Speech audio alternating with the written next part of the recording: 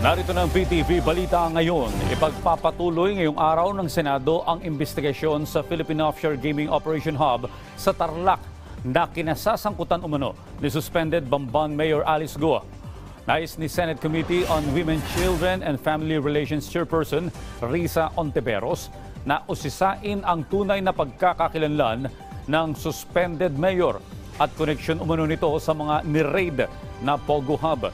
Gayunpaman, nauna nang nagpadala ng liham si Go sa Senado na hindi ito makakadalo sa pagdinig dahil sa lumalalang sitwasyon ng kanyang mental health at banta sa kanyang buhay. Inaabangan naman kung mag-i-issue ng warrant of arrest si Ontiveros laban kay Go dahil hindi nito sinunod ang subpoena ng Senado.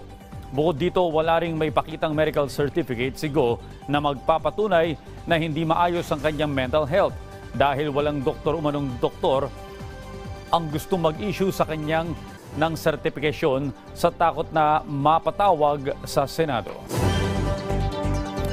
Sa lagay ng panahon, asahan ang mga pag-ulan sa Metro Manila, Calabarzon, Mimaropa, Bicol Region at Western Visayas ngayong araw dahil sa Intertropical Convergence Zone.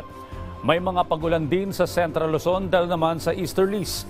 May parting maulap hanggang sa maulap na paporin na may tsansa ng mga pulupulong pag-ulan sa nalalabing bahagi ng Visayas at Mindanao dahil naman sa ITZZ o localized thunderstorm ang sanhi ng manakanakang pag-ulan sa nalalabing bahagi ng Luzon.